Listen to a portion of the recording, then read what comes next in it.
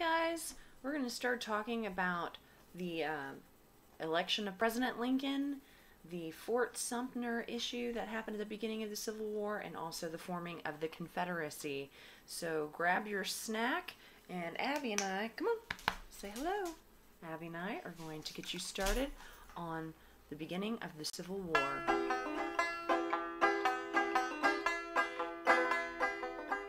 When Johnny comes marching home again, hurrah, hurrah, we'll give him a hearty welcome then, hurrah, hurrah.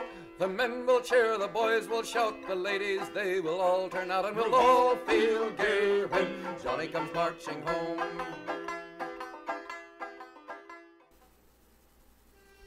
The slave issue came into being with the formation of the country. The Continental Congress of 1775 outlawed.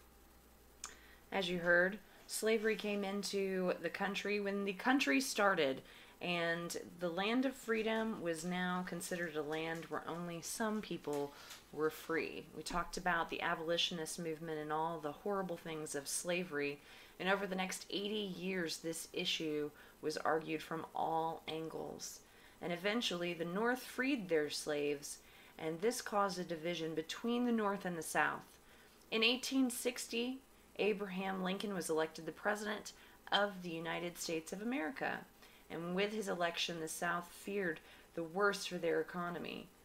In the South, newspapers were publishing articles that said that Abraham Lincoln's stance against slavery would be the ruin of their social, political, and economic life. They thought the only answer to this problem was to leave the Union so that they could keep their slaves. Abraham Lincoln believed strongly that the preservation or the saving of the Union was the most important thing that he could do.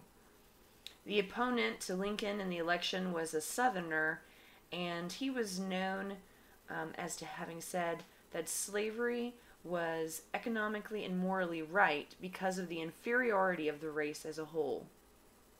Leaders in the South wanted out of the Union because they could not stand to hear that they were doing something morally wrong or unjust any longer.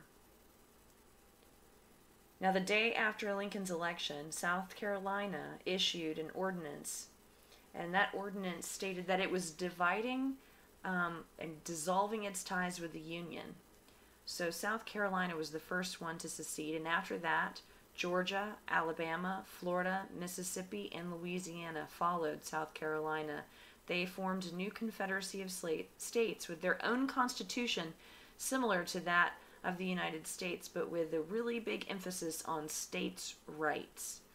The state of Texas joined a few weeks later, and the nation waited to see what President Lincoln's response was going to be. His response was a refusal to hand over federal property, such as forts, to the South, and he tried to resupply them, thinking that they could wait it out and avoid conflict. But on April 12th, after refusing to give up and evacuate, Fort Sumter near Charleston, South Carolina, was fired upon by Confederate forces, and war could not be avoided now. Confederate forces fired upon it from all sides until Union soldiers had no choice but to leave. And after this battle was over, Virginia, North Carolina, Arkansas, and Tennessee joined the Confederacy. Delaware, Maryland, Kentucky, and Missouri, as you see here, are border states, but they stayed with the Union, even though they had slavery. Lincoln called for 75,000 troops to put down the secession, but at this point, it was thought that you were either a patriot or faithful to the Union or a traitor.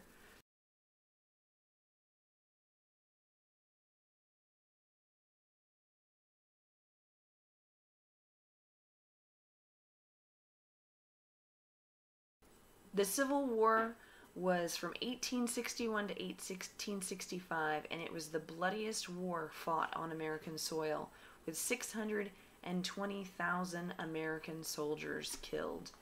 Now, we're just beginning to talk about the Civil War. We have a lot more to learn, but this is a brief introduction about which states formed the Confederacy, and also what was the first conflict of the Civil War. So I hope that you've got your answer sheet out and you filled in those blanks. If you need to watch the video again, go ahead and do so, and I will see you tomorrow in class. Have a good night.